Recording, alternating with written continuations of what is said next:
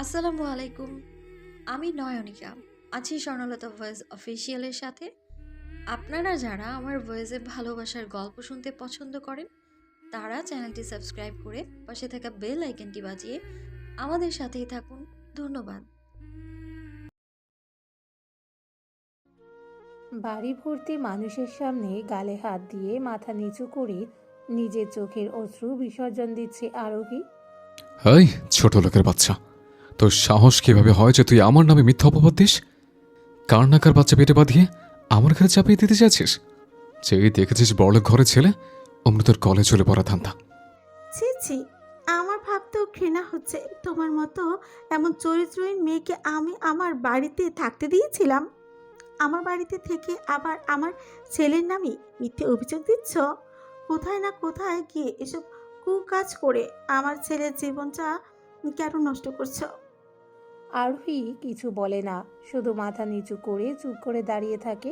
তার গাল বেয়ে শুধু টুপটুপ করে পানি পড়ছে। সে যেন নিজেকে সামলাতে পারছে না। আশেপাশে থেকে মানুষের কথা তার কানে ভেসে আসছে। দেখেছো কি নির্লজ্জ মেয়ে, বিয়ের আগেই এসব কুকাজ করেছে, সেটা আবার বড় মুখ করে বলতেও এসেছে। এইসব মেয়ের কি কোনো শিক্ষা দীক্ষা নেই নাকি? যত সব নষ্টামি মানুষ। শিক্ষা দীক্ষা থাকলে তো আর এমন কাজ করতো না। আরে বোঝো না, বাবা মা হয়তো মেয়েকে লেলিয়ে দিয়েছে বড়লোক ছেলে দেখে। শুনেছি এই মেয়ে নাকি গ্রামের। আমার জানা মতে গ্রামের মেয়েরা নাকি খুব ভালো হয়, কিন্তু এই মেয়ে একদম উল্টো। এই রকম মেয়েদের জন্য তো সব মেয়েদের দোষ হয়। আরোহী তাদের সব কথাই শুনতে পাচ্ছি। তার মনে হচ্ছে এখনই মরে যেতে, কিন্তু আত্মহত্যা করা যে মহাপাপ। আরোহীর ভাবনায় ছেদ পড়তেই তার ভাইয়ের থাপ্পড়ে তাল সামলাতে না পেরে আরোহী নিচে পড়ে যায়। নিচে বসে থেকেই আরোহী ছলছল নয়নে তাকায় নিজের পিতাতুল্য বড় ভাইয়ের দিকে, যে ভাই আজ পর্যন্ত তার গায়ে ফুলের টোকাটাও পড়তে দেয়নি। সেই ভাই আজকে তাকে এতগুলো মানুষের সামনে চড় মারল। রিহান আরোহীর হাত ধরে টেনে তুলে আরেকটা চড় মারে। বাবা মায়ের মৃত্যুর পর যাকে খুব যত্নে নিজের সন্তানের মতো করে মানুষ করেছে, একটাও আজ আসতে দেয়নি।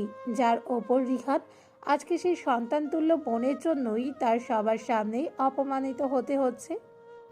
ছি ছি ছি ছি ছি ছি, আমার ভাবতেও ঘেন্না হচ্ছে যে তুই আমার বোন। আমি তো ভাবতেও পারছি না যে তুই এমন কাজ করতে পারিস। তোকে কি আমি এর জন্যই শহরে পাঠিয়েছিলাম? মানুষ হওয়ার বদলে একটা অমানুষ হয়ে গিয়েছিস তুই। ছি। তখনই পাশ থেকে রিহান চৌধুরীর স্ত্রী ফারাহ চৌধুরী বলে ওঠে, ছি আরোহী, তুই কিভাবে পারলি এমন একটা কাজ করতে?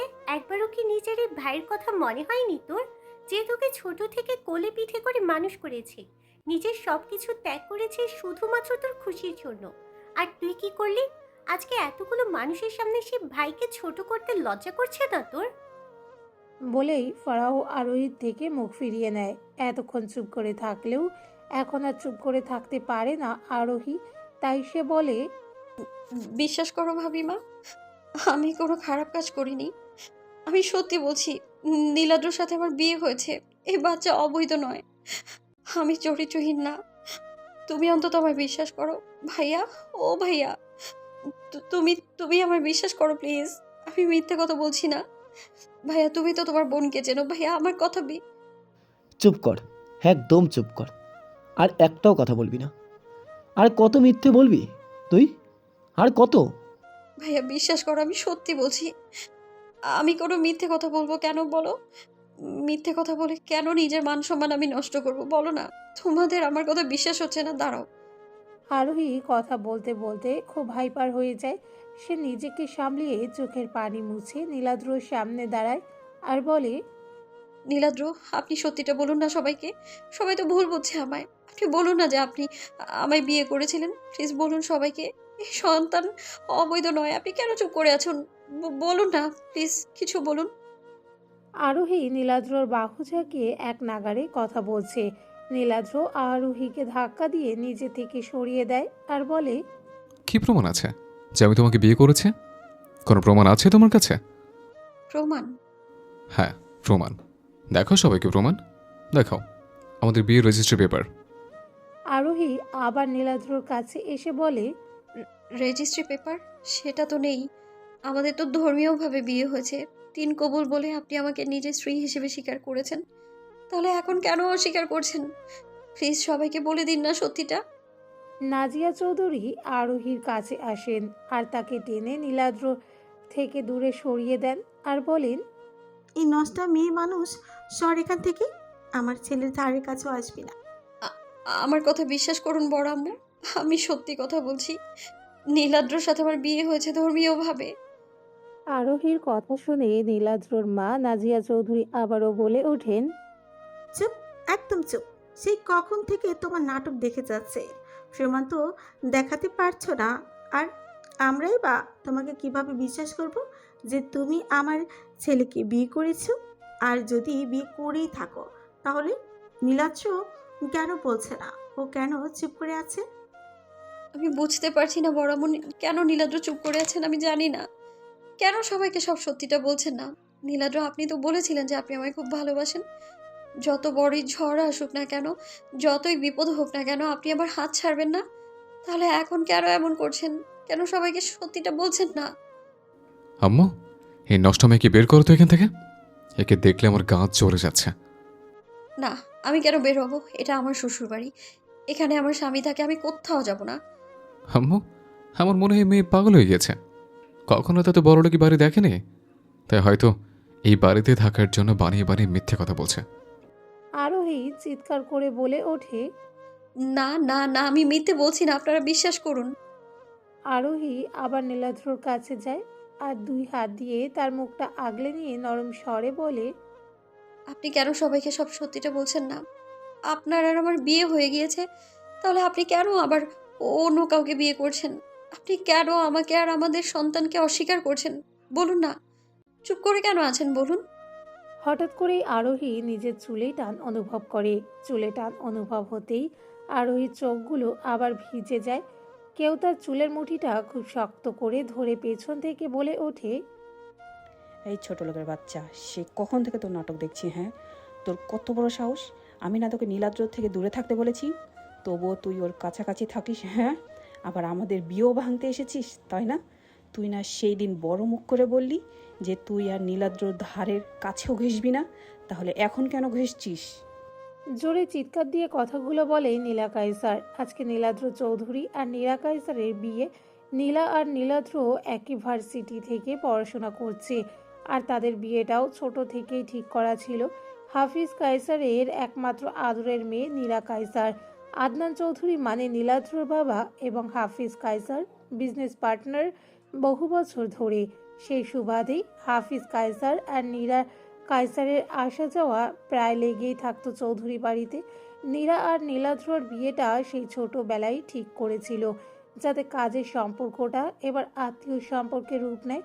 তবে একটু আগে ঘটে যাওয়া ঘটনায় হাফিজ কায়সার আর নীরা কায়সার যেন তপ্তা বনে গিয়েছে। ফ্ল্যাশব্যাক। চৌধুরী বাড়ি সেজে উঠেছে নানান রঙের ফুলে আর বাতিতে, কারণ চৌধুরী বাড়ির ছেলে নীলাদ্র চৌধুরীর যে বিয়ে, এ যেন তেন বিয়ে না। দেশের টপ বিজনেসম্যান হাফিজ কায়সারের একমাত্র মেয়ে নীরা কায়সারের বিয়ে। যেমন তেমন ভাবে তো আর মেয়ের বিয়ে দেবেন না হাফিজ কায়সার। বিয়েটা চৌধুরী বাড়িতেই হচ্ছে, কারণ নাজিয়া চৌধুরীর খুব ইচ্ছা যে তার একমাত্র ছেলের বিয়ে এখান থেকেই হবে। যদিও মেয়ের বাড়িতেই বরযাত্রী যায়, কিন্তু এখানে বিষয়টা সম্পূর্ণ উল্টো। কন্যাযাত্রী এসে উপস্থিত হয়েছে চৌধুরী বাড়িতে। কতদিন ধরে শরীর খারাপ আরোহীর, জ্বর, বমি, মাথা ঘোরা সব মিলিয়ে শরীরটাও বেশ ভেঙে পড়েছে। খাবার তো মুখেই তুলতে পারছে না, খেলেই বমি করে সব বের হয়ে যাচ্ছে। তার উপর হোস্টেলে আছে, শরীর খারাপ হলেও দেখার কেউ নেই। কিন্তু হঠাৎ করেই এমন হওয়াটা কেন জানি আরোহীর ঠিক ভালো লাগছে না। তাই সে বেশি দেরি না করে নিধিকে দিয়ে 2টো প্রেগনেন্সি কিট আনিয়ে রাখে টেস্ট করার জন্য। নিধি হলো আরোহীর খুব ভালো বন্ধু। আরোহীর সব কথাই নিধির সাথে শেয়ার করে। নিধির আনা 2টো প্রেগনেন্সি কিট দিয়ে আরোহী ওয়াশরুমে চলে যায় টেস্ট করার জন্য। প্রথমবার টেস্ট করাই পজিটিভ আসে। আরোহী একটু ঘাবড়ে যায়, তার যেন বিশ্বাসই হচ্ছে না। তাই সে দ্বিতীয়বার টেস্ট করে, এবারও পজিটিভ আসে। এবার যেন আরোহী নিজের চোখের পানি ধরে রাখতে পারে না। খুশিতে তার চোখ দিয়ে টুপটাপ করে পানি পড়ছে, কিন্তু সে তো জানে না যে তার এই খুশি হয়তো বেশিক্ষণ থাকবে না। তার এই খুশি সাময়িক। আরোহী ওয়াশরুম থেকে বের হতেই নিধিকে জড়িয়ে ধরে আর কান্না করে বলতে লাগে, নিধি, আমি তো বিশ্বাসই করতে পারছি না যে আমি মা হব। আমার ভেতরে একটা ছোট প্রাণ বেড়ে উঠছে। নিধি আরোহীকে ছেড়ে দিয়ে হেসে বলে ওঠে, কি সত্যি এক রাতেই বাবু পেটে? বাহ! ধুর, এইভাবে কেন বলছিস? দেখো মেয়ের লজ্জায় গাল লাল হয়ে গিয়েছে। আচ্ছা বাদ দে, নীলাদ্র ভাইয়াকে খবরটা দিবি না? আর তোর ভাইয়াকে মানে রিহান ভাইয়াকেও বল, বিয়ের কথাটা তো বললি না। তুই তো জানিস আমি কি চাপের মধ্যে ছিলাম, তাই তো বলা হয়ে ওঠেনি। আমি ভাবছি ভাইয়া কি রিয়াক্ট করবে যদি রাগ করে। আরে রাগ কেন করবে? তুই নীলাদ্র ভাইয়াকে বলে একসাথে দুইজন মিলে রিহান ভাইয়ার সামনে যাবি। সব কিছু রিহান ভাইয়াকে খুলে বললে ভাইয়া ঠিক বুঝবেন। দাঁড়া, নীলাদ্র ভাইয়াকে কল করি। এখনো বরকে ভাইয়া বলেই ডাকবি? তাহলে বাবু বাবাকে কি বলবে? মামা? বলেই নিধি হেসে দেয়। আরোহী ওকে একটা চিমটি কেটে বলে, এই তুই চুপ করবি, মুখ ফসকে বেরিয়ে গেছে। আগে তো ভাইয়া বলেই ডাকতাম। আচ্ছা তুই কল কর আগে। হুম আরোহী নীলাদ্রকে ফোন করে, তবে নীলাদ্র তার ফোন রিসিভ করে না। তাই আরোহী আবার কল দেয়, কিন্তু এবারও নীলাদ্র রিসিভ করে না। এইভাবে প্রায় 20 বার কল দেয়, তাও নীলাদ্র কল রিসিভ করে না। কল হচ্ছে তবে কেউ ওঠাচ্ছে না। সেই রাতের পর থেকে নীলাদ্র আর তার সাথে ঠিকভাবে কথা বলছে না।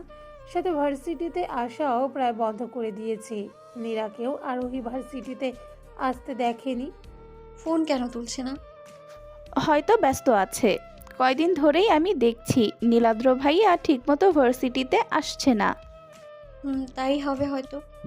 তখনই আরোহীর ফোনটা বেজে ওঠে। হয়তো নীলাদ্র ভাইয়া কল ব্যাক করেছেন, দেখ। না, ভাইয়া কল করেছে, দাঁড়া দেখি ভাইয়া আবার কি বলছে। বলেই আরোহী কল রিসিভ করে। আরু, তুই কি হোস্টেলে? হ্যাঁ ভাইয়া, কেন কিছু কি হয়েছে? হ্যাঁ রে, বড় আপু ফোন করেছিলেন, যেতে বললেন। অনুষ্ঠান আছে বাড়িতে, তাই তুই কি আধ ঘন্টার মধ্যে রেডি হইতে পারবি? আমি ততক্ষণে চলে আসব তোর ভাবিমাকে নিয়ে। আচ্ছা আমি রেডি হচ্ছি, তোমরা তাড়াতাড়ি এসো। আরোহী কল কেটে দেয়। নিধি কৌতূহলী ভাবে আরোহীর দিকে তাকিয়ে আছে। নিধি জিজ্ঞাসা করে, কি বললো ভাইয়া? ভাইয়া বলো রেডি হতে, ওই বাড়িতে নাকি কি অনুষ্ঠান আছে। এজন্যই হয়তো নীলাদ্র ভাইয়া ফোন তুলছেন না। যা তাহলে তাড়াতাড়ি রেডি হয়ে নে। হুম গাড়ি থেকে নেমেই আরোহীর চোখ পড়ে বাড়ির গেটে। চৌধুরী বাড়ির গেটে বড় বড় করে ঝোলানো আছে নীলাদ্র চৌধুরী আর নীরা কায়সারের শুভ বিবাহ, যেটা দেখে আরোহীর বুকটা ধক করে ওঠে। তার ভাই রিহান চৌধুরী আর ভাবি ফারাহ চৌধুরীর সাথে বড় চাচার বাড়িতে এসেছে সে। আরোহীর পা যেন স্থির হয়ে গিয়েছে, সে যেন হাঁটার শক্তি পাচ্ছে না। লেখাটা দেখে রিহান আরোহীকে এইভাবেই দাঁড়িয়ে থাকতে দেখে বলে, কি হলো আরু, দাঁড়িয়ে গেলি যে? ভেতরে চল। আরোহী যেন নিজের চোখে বিশ্বাস করতে পারছে না। আরোহী কাঁপা কাঁপা কণ্ঠে তার ভাইকে জিজ্ঞেস করে, ভাইয়া আজকে কার বিয়ে? এভাবে বাড়ি সাজানো যে? লেখাই তো আছে আরু, আজকে তোর নীলন্দ্রা ভাইয়ের বিয়ে। রিহানের কথা শুনে আরোহীর ডান হাতটা আপনা আপনি তার পেটের ওপর চলে যায়। যখন থেকে সে জানতে পেরেছে তার ভেতরে একটা ছোট্ট প্রাণ বেড়ে উঠছে, তার আর নীলাদ্রর ভালোবাসার ফসল আসতে চলেছে, তখন থেকে সে এই বাচ্চাকে ফিল করতে পারছে। যদিও সে এখন একটা ভ্রূণ, তবুও আরোহী তার সাথে একটা কানেকশন ফিল করতে পারছে। রিহানের ডাকে আরোহী বাস্তবে ফেরে। আরোহীর চোখগুলো ছলছল করছে।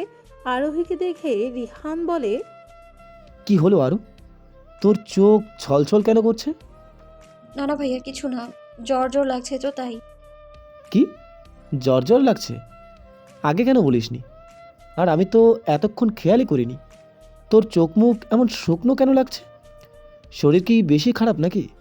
শরীর বেশি খারাপ লাগলে চল, তোকে বাড়িতে নিয়ে যাই। হোস্টেলে আর যাওয়া লাগবে না। কয়েকদিন বাড়িতে থেকে সুস্থ হয়ে তারপর আবারও আসিস। আরে না না ভাইয়া, তুমি চলো ভেতরে চলো। দাওয়াতে যখন এসেছি অ্যাটেন্ড করেই না হয়ে যাব বাড়ি। চলো ভেতরে যাই। হ্যাঁ, আরও ঠিকই বলেছে। এতগুলো টাকা খরচ করে এত দূর থেকে এলাম, ভেতরে চলো, বিয়ের কাজ শুরু হলো বলে। ঠিক আছে, চলো।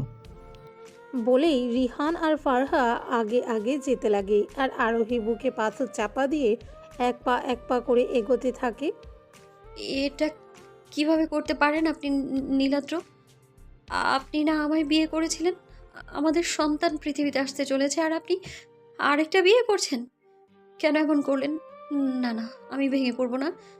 আজকেই আমি সব সত্যিটা বলবো সবার সামনে। আমি জানি হয়তো আপনি বড়াম্মুর চাপে পড়ে বিয়েতে মত দিয়েছেন।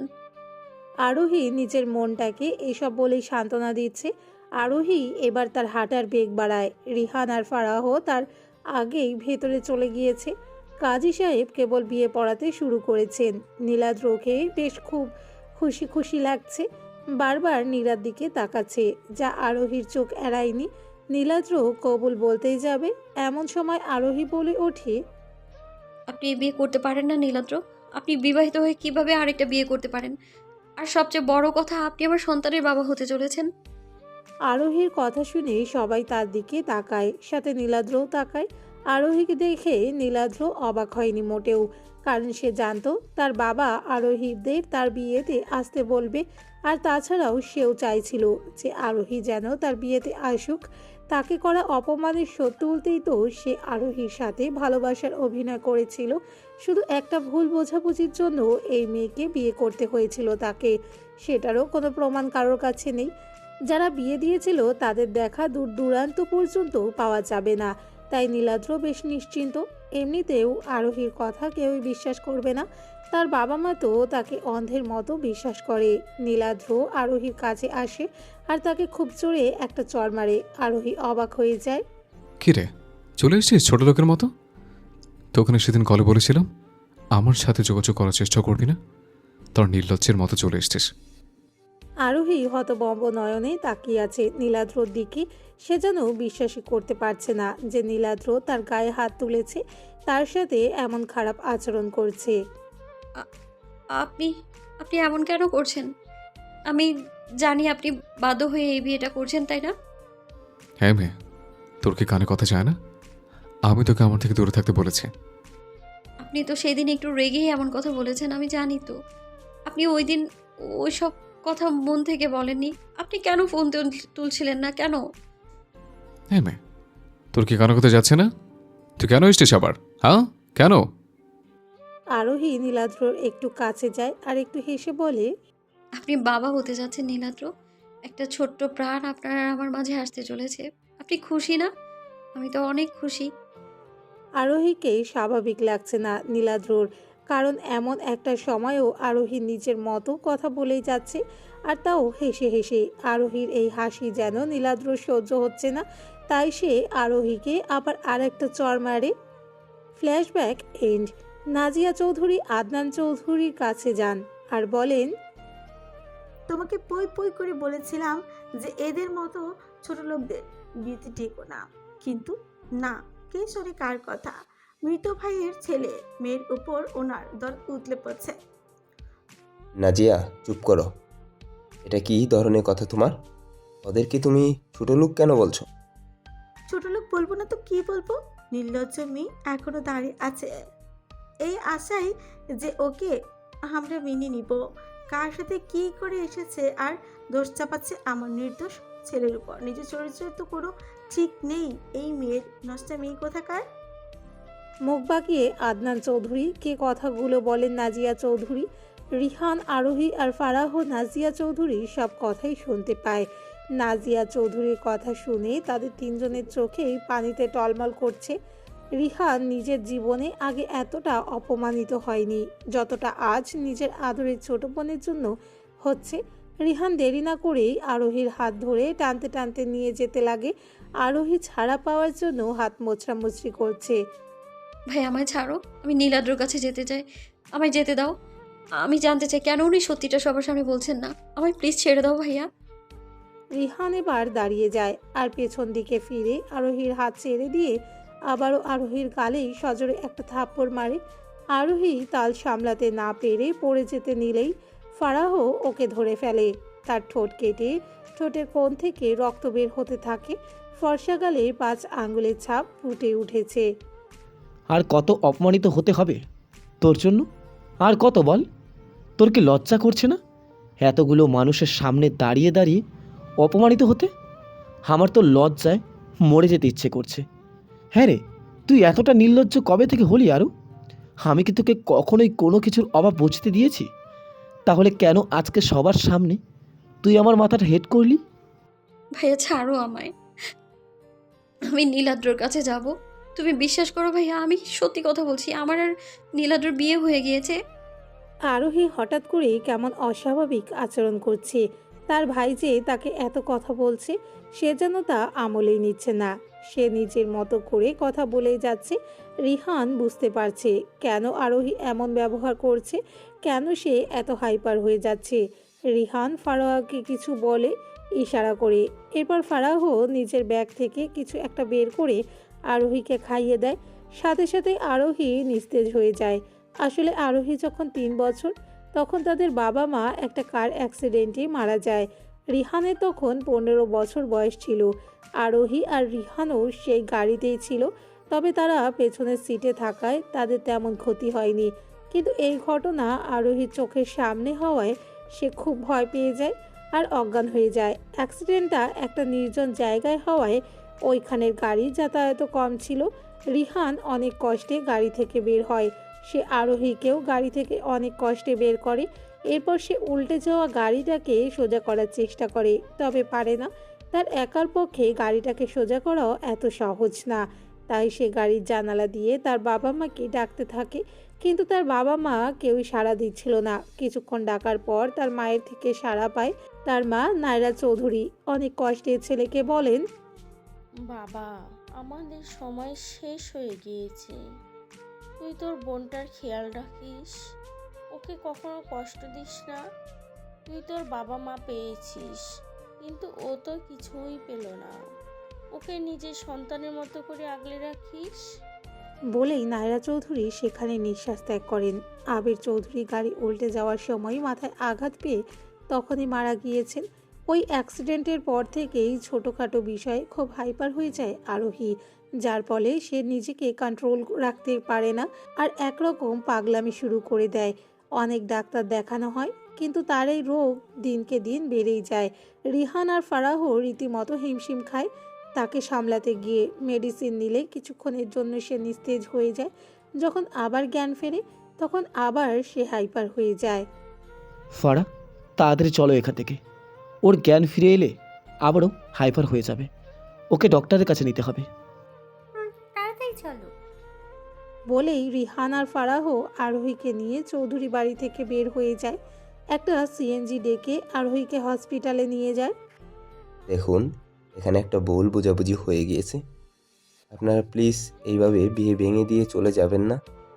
মিস্টার চৌধুরী, আপনি বুঝতে কেন পারছেন না? আমার মেয়ের সাথে আপনার ছেলের বিয়ে দিতে পারবো না আমি। আর আপনি বলছেন ভুল বুঝাবুঝি। গুজব যা রোটে তা একটু হলেও সত্যি হয়। আর ওই মেয়েটা তো আপনার নিজের ভাইয়ের মেয়ে, তাই না? ও বা কেন মিথ্যা বলবে? একটা ভালো ঘরের মেয়ে কখনোই নিজের সতীত্ব নিয়ে মিথ্যা কথা বলবে না নিশ্চয়ই। হতে পারে ও চৌধুরী বংশের মেয়ে, কিন্তু টাকার লোভ সবারই আছে। আর ওদের আর্থিক অবস্থা তেমন একটা ভালো না, তাই হয়তো এমন কাজ করেছে। তাছাড়াও নীলাদ্র তো বলেছেই যে ও ওই মেয়েকে বিয়ে করেনি, আর ওর পেটের সন্তানও নীলাদ্রর না। যদি তাই হয় তো ওই মেয়েটা কেন বারবার একই কথা বলছিল? কেন কোনো মেয়েই সবার সামনে নিজের মান সম্মান নষ্ট করবে না নিশ্চয়ই। টাকার জন্য নিজের মান সম্মান কেন বিলিয়ে দিবে? কিছু তো একটা ব্যাপার আছে। হয়তো আপনি আমাদের থেকে কিছু লুকাচ্ছেন, আর নয়তো আপনার ছেলে আমাদের থেকে কিছু লুকাচ্ছে। যাই হোক, আমি এই বিয়ে কিছুতেই দেব না। আমি জেনে শুনে আমার মেয়েকে তো আর সতীনের সাথে সংসার করতে দিতে পারি না। আর এইটাই আমার শেষ কথা। আপনি যে নিজের মেয়ের বিয়ে ভেঙে নিয়ে যাচ্ছেন, এটা তো জানেন এই সমাজ কেমন। একটা মেয়ের বিয়ে ভেঙে গেলে সেই মেয়ের বিয়ে দেওয়া কত কঠিন। মিসেস চৌধুরী, আপনি হয়তো আমার ক্ষমতা সম্পর্কে ভুলে যাচ্ছেন। আমার মেয়ের একটা কেন 100টা বিয়ে ভেঙে গেলেও ওর বিয়ে হবে। ওর মধ্যে কোনো কমতি নেই। আর আমি আপনার সাথে বেশি কথা বলতে চাই না। মা, এখানে আর থাকতে হবে না, চল আমার সাথে। বলেই হাফিজ কায়সার নীরার হাত ধরে চৌধুরী বাড়ি থেকে বের হয়ে যান। আস্তে আস্তে সব অতিথিরাও চলে যেতে শুরু করেন। আদনান চৌধুরী মাথায় হাত দিয়ে সোফায় বসে পড়েন। এখন বাড়িটা পুরো ফাঁকা, শুধু নাজিয়া চৌধুরী, আদনান চৌধুরী, নীলাদ্র আর নীলাদ্রর ছোট বোন জাইরা আছে। সব শেষ হয়ে গেল, সব শেষ। কোটি টাকার সম্পত্তি সব হাতছাড়া হয়ে গেল। তুমি এত ভেঙে পড়ছো কেন? ভেঙে পড়বো না তো কি করব? এই নীলাদ্র সত্যি করে বলতো বাবা, তুই আরোহীকে কি বিয়ে করেছিস? আর ওর পেটের সন্তান কি তোরই? নীলাদ্র কিছুক্ষণ চুপ থেকে কোনো ভনিতা না করে বলে, হ্যাঁ, আমি আহরুকে বিয়ে করেছি, আর ওর পেটের সন্তানও আমার। নীলাদ্রর এই কথাটা যেন সবার মাথায় বাজ ফেলার মতো মনে হলো। নাজিয়া চৌধুরী তো বিশ্বাসই করতে পারছে না যে তার ছেলে বিয়ে করেছে, তাও আবার আরোহীকে। আদনান চৌধুরী বসা থেকে উঠে এসে নীলাদ্রর দুই বাহু চেপে ধরে নিজের দিকে ঘুরিয়ে বলেন, কি, তুই ওকে সত্যি সত্যি বিয়ে করেছিস? আর ওর পেটের সন্তানও তোর? কেন বিয়ে করেছিস ওকে, বল? এই নীলাদ্র, তুই ওই ছোট লোক পেঁচাকে কেন বিয়ে করেছিস? হ্যাঁ, কি হলো? চুপ করে কেন আছিস, বল কিছু। প্রতিশোধ নেওয়ার জন্য। শুনেছো সবাই? প্রতিশোধ নেওয়ার জন্য। কেউ আর আমাকে আর একটা প্রশ্ন করবে না। প্রতিশোধ? কিসের প্রতিশোধ? হ্যাঁ বল, কিসের প্রতিশোধ? নীলাদ্র কিছু না বলে নিজের রুমে চলে যায়। পিটপিট করে চোখ মেলে তাকাতেই আরোহীর সামনে ভেসে ওঠে ধবধবে সাদা সিলিং। সে বোঝার চেষ্টা করছে তার অবস্থান। ধীরে ধীরে উঠতে নিলেই একজন নার্স তাকে বাধা দিয়ে বলেন, উঠবেন না, স্যালাইন চলছে, বেশি নড়াচড়া করলে রক্ত উঠে যেতে পারে। নার্সের কথায় আরোহী নিচের হাতের দিকে তাকায়। স্যালাইন চলছে তার। শরীর বেশ দুর্বল, ব্লাড প্রেশারও লো, তাই তাকে স্যালাইন দেওয়া হয়েছে প্রেশারটা একটু তোলার জন্য। আরোহী আবার শুয়ে পড়ে। কিছুক্ষণ পর রিহান আর ফারাহ কেবিনে প্রবেশ করে। আরোহী চোখ বন্ধ করে শুয়ে আছে। রিহান আরোহীর মাথায় হাত বুলিয়ে দেয়। মাথায় কারো নরম স্পর্শ পেয়ে আরোহী চোখ খোলে। তার ভাই তার মাথায় হাত বুলিয়ে দিচ্ছে। আরোহীর চোখ জোড়া আবার ভিজে ওঠে। সে শোয়া থেকে উঠে ভাইকে জড়িয়ে ধরেই কান্না করে দেয়। রিহানও বোনকে জড়িয়ে ধরে কাঁদছে। আজকে সে প্রথম নিজের প্রাণপ্রিয় বোনের গায়ে হাত তুলেছে, অথচ তার বোনের কোনো দোষই ছিল না। তার বোন যা যা বলেছে সবই সত্যি ছিল। তখনই নিধি কেবিনে প্রবেশ করে। নিধি সবটা জানিয়েছে রিহান আর ফারাহকে, যদিও নিধি তাদের বিয়ের সাক্ষী ছিল না আর না সেখানে উপস্থিত ছিল, তবুও সে জানে আরোহী কখনো মিথ্যা কথা বলবে না। আরোহী কেমন মেয়ে সেটা নিধি এই 3 বছরে ভালোই চিনেছে। আজ অবধি আরোহী কারোর সাথে কোনো ঝগড়া বা অশান্তি করেনি, সবসময় সৎ থেকেছে। এই মেয়ে বিয়ে নিয়ে কখনো মিথ্যে কথা বলবে না নিশ্চয়ই। রিহানও জানে যে তার বোন কোনো খারাপ কাজ করতে পারে না, কিন্তু তার রাগ হচ্ছিল এটা ভেবেই যে তার বোন তাকে না বলেই বিয়ে করেছে, আর অতগুলো মানুষের সামনে সে আর আরোহী অপমানিত হয়েছে। তাই রাগের মাথায় সে আর আরোহীকে মেরেছে। আরু, আমাকে ক্ষমা করে দে। তখন রাগের মাথায় তোর গায়ে হাত তুলেছি বনু। ভাইয়া, তুমি বিশ্বাস করো, আমি সত্যি কথাই বলছি। নীলাদ্রর সাথে বিয়ে হয়েছে আমার। উনি কেন আমার সাথে এমন ব্যবহার করছেন? রিহান বোনের মাথায় হাত বুলিয়ে দিয়ে বলে, কাঁদিস না আরু, কাঁদিস না। আমি তোকে একটা কথা বলতাম, যদি কিছু মনে না করতিস। আরোহী চোখের পানি মুছে বলে, বলো। কথাটা বলতে রিহান বেশ ইতস্তত বোধ করছে, তাও নিজেকে বুঝিয়ে কথাটা বলেই ফেলে, জানি না আরু তুই কথাটা ঠিক কিভাবে নিবি। আসলে আমি বলছিলাম যে তুই অ্যাবর্শন করে নে। রিহানের কথাটা শুনে আরোহী ছট করে তাকে ছেড়ে দেয়। রিহান আবার বলে, দেখ আরু, আমরা বিশ্বাস করি যে তুই মিথ্যে বলছিস না, কিন্তু নীলদ্র, ও তো এই বাচ্চার বাবা, ও তো কিছুতেই স্বীকার করছে না। আর ও যদি স্বীকার না করে তাহলে বড় আব্বু আর বড় আম্মু তোকে মেনে নেবে না। আর আমার মনেও হয় না যে নীলদ্র তোকে নিজের স্ত্রী হিসেবে সবার সামনে স্বীকৃতি দেবে, তাহলে তুই কেন তার সন্তান পেটে ধারণ করে কষ্ট করবি? আর তাছাড়া ও গ্রামে যদি এ কথা জানাজানি হয় যে তুই প্রেগনেন্ট, তাহলে তারা ভুল বুঝবে। কারণ সত্যিটা আমরা জানি, কিন্তু গ্রামের কেউ তো জানে না। তাই বলছি, অ্যাবর্শন করে নে, তোর ওই ভবিষ্যৎ আছে। এভাবে কেন নিজের জীবনটা নষ্ট করলি বল? না না, আমি এটা করতে পারবো না। ও যেমন নীলাদ্র সন্তান, ঠিক তেমনি আমারও সন্তান। আমি মা হয়ে কিভাবে ওকে হত্যা করব? পারবো না, আমি পারবো না। দরকার হয় আমি বাবুকে নিয়ে অনেক দূরে চলে যাব, তবু আমি ওকে মারতে পারবো না। আর সবচেয়ে বড় কথা, ও তো কোনো জারজ সন্তান নয়, তাহলে ওকে কেন আমি মারবো? ওর অধিকার আছে বেঁচে থাকার। আমি অ্যাবর্শন করতে পারবো না। আরোহীর কথা শুনে ফারাহ বলে, আরোহী যা বলেছে সব কথাই তো ঠিক। আর তাছাড়া পৃথিবীতে কত দম্পতি থাকে যারা একটা সন্তানের জন্য হাহাকার করে, সেখানে আরোহী কেন একটা নির্দোষ প্রাণকে হত্যা করবে? আজ 12টা বছর আমি একটা সন্তানের জন্য হাহাকার করছি, সেখানে আরোহী কেন ওর সন্তানকে হত্যা করবে? ফারাহর চোখ ছলছল করছে। কথাগুলো বলতে গিয়ে সব মেয়েই চায় মা হতে। ফারাহ চেয়েছিল, কিন্তু তার ভাগ্যও হয়তো মা হওয়াটা লেখা ছিল না। তাই তো বিয়ের 12টা বছর পেরিয়ে গেলে তাও তাদের কোল আলো করে কোনো সন্তান আসেনি। ফারাহর কথা শুনে রিহান একটা শুকনো ঢোক গেলে। তার চোখ মুখ কেমন একটা হয়ে যায়, যেন সে কিছু একটা লুকাচ্ছে।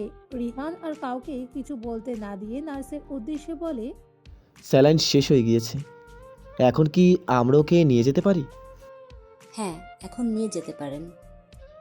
তারপর নার্স আরোহীর হাত থেকে স্যালাইন খুলে কেবিন থেকে চলে যায়।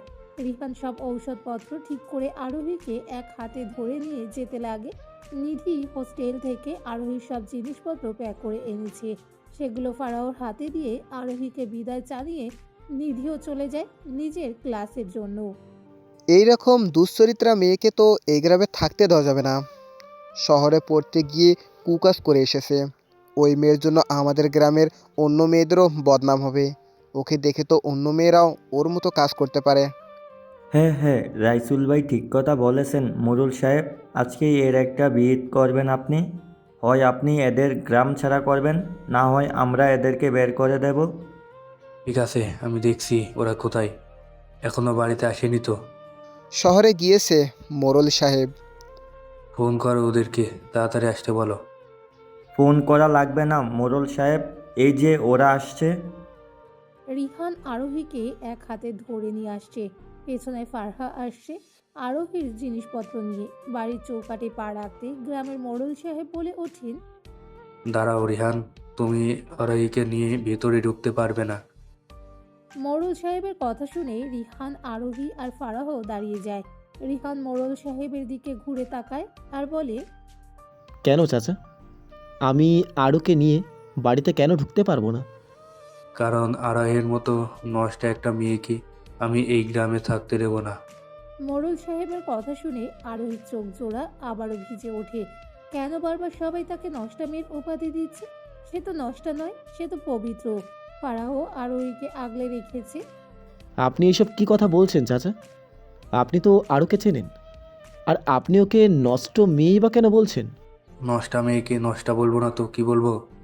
কি ভেবেছো আমরা কিছুই জানি না? তোমার আদরের বোনদের শহরে গিয়ে অবৈধ বাচ্চা পেটে নিয়ে গ্রামে এসেছি, এটা কি আমরা জানি না ভেবেছো? হ্যাঁ হ্যাঁ, মোরল সাহেব তো ঠিক কথাই বলেছেন। এই নষ্টা মেয়েকে আমরা আমাদের গ্রামে থাকতে দেব না। হ্যাঁ, এই নষ্টা মেয়ের জন্য যদি আমাদের গ্রামের মেয়েরাও ওর মতো হয়ে যায়, না না, এই মেয়েকে আমাদের গ্রামে থাকতে দেওয়া যাবে না। ও থাকলে আমাদের গ্রামের পরিবেশ নষ্ট হয়ে যাবে। আরোহী আর এইসব কথা নিতে পারছে না। এ হঠাৎই চিৎকার করে ওঠে আর বলে, আমি নষ্টা মেয়ে নই। কেন বারবার আপনারা আমায় নষ্টা মেয়ে বলছেন কেন? কান্না করতে করতে আরোহী নিচে বসে পড়ে। আরোহীদের বাড়ির সামনে কিছু মহিলাও জড়ো হয়েছিল। তাদের মধ্যে মোড়ল সাহেবের স্ত্রীও ছিলেন। তিনি আরোহীর কাছে গিয়ে বলেন, ঠিক তো বলেছে সবাই তোকে, তুই তো একটা নষ্টামি। শহরে গিয়ে নষ্টামি করবে আর সবাই নষ্টা বললেই দোষ?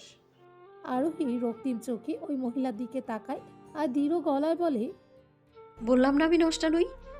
আমার সন্তান জারজ না, ও বৈধ। শুনছেন আপনি? ও বৈধ সন্তান।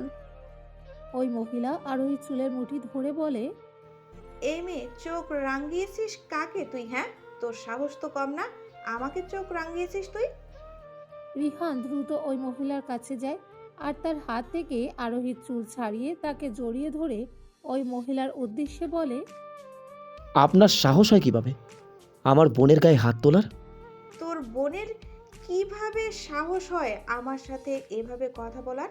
আবার তুইও আমার সাথে চোখ গরম করে কথা বলছিস?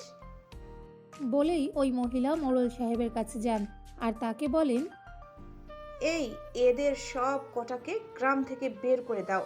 যেমন ভাই তার তেমন বোন, সবগুলো এক একটা শয়তান। হ্যাঁ হ্যাঁ, মোড়ল সাহেব, ভাবি ঠিক কথাই বলেছেন। এদের সব কটাকে বের করে দিন এই গ্রাম থেকে। একে একে সবাই বলতে শুরু করে আরোহীদেরকে যেন গ্রাম থেকে বের করে দেওয়া হয়। মোড়ল সাহেবও আর কি করবেন, গ্রামের সবার মতের বিরুদ্ধে গিয়ে তো আর তাদেরকে গ্রামে থাকতে দিতে পারে না। তাই তিনি বলেন, দেখো রেহান, গ্রামের কেউই চায় না যে তোমার এই গ্রামে থাকো, আর সবার মতোর বিরুদ্ধে গিয়ে তো আর কিছু তোমাদেরকে গ্রামে রাখতে পারি না। তাই তোমরা বরং এই গ্রাম ছেড়ে চলে যাও। এটা আপনি কি বলছেন চাচা? আমরা গ্রাম ছেড়ে চলে গেলে থাকবো কোথায়? এটা তো আমাদের বাপদাদার ভিটে। এই বাড়ি ছাড়া তো আমাদের যাওয়ার কোনো জায়গা নেই। আমি কি জানি কোথায় যাবে তোমরা? এই কথাটা তো অরোহীর আরও আগে ভাবার দরকার ছিল। এত জানোই যে আমাদের গ্রামের মানুষেরা কেমন। ও শহরের মানুষের সাথে তাল মেলাতে গিয়ে এমন কুকাজ করলেও তো এই গ্রামে থাকতে দেওয়া হবে না। আজকে ওকে যদি কোনো শাস্তি না দিয়ে গ্রামে থাকতে দিই, তো লোকে কালকে আর একজন এমন কাজ করবে। তাই ভালো হবে তুমি বাবা তোমার এই দুশ্চরিত্রা বোনকে নিয়ে গ্রাম থেকে বের হয়ে যাও। আরোহী এবার মোড়ল সাহেবের পা জড়িয়ে ধরে কাঁদতে কাঁদতে বলে, চাচা, দয়া করে এমন কাজ করবে না চাচা। আমরা এখন কোথায় যাব বলুন? মোড়ল সাহেব নিজের পাটা সরিয়ে নেন। আরোহীর কথা শুনে পা সরিয়ে তিনি পা ঝাড়তে লাগেন। এমনভাবে ঝাড়তে লাগেন যে মনে হচ্ছে খুব খারাপ কিছু তার গায়ে লেগে আছে। পা সরিয়ে নেওয়ার আরোহী কিছুটা হেলে পড়ে। এই মেয়ে, যাও এখান থেকে। ইস, তোর ওই অপবিত্র হাত দিয়ে শোয়ার জন্য এখন আবার গোসল করতে হবে। রিয়ান, আমি আর একটাও কথা বলবো না। সোজা কথায় কাজ না হলে অন্য পথ অবলম্বন করতে হবে। সম্মানের সাথে যেতে চাইলে এক্ষুনি বের হ। যা গ্রাম থেকে, না হলে ঘাড় ধাক্কা দিয়ে বের করে দেব। রিহান আরোহীর কাছে গিয়ে ওকে দাঁড় করিয়ে দেয় ফারাহর কাছে। আপনাদের আর কষ্ট করে ঘাড় ধাক্কা দিয়ে বের করতে হবে না, আমরা নিজেরাই বের হয়ে যাচ্ছি। বলেই রিহান বাড়ির ভেতরে ঢুকে নিজেদের প্রয়োজনীয় জিনিসপত্র নিয়ে বাড়ি থেকে বের হয়ে আসে।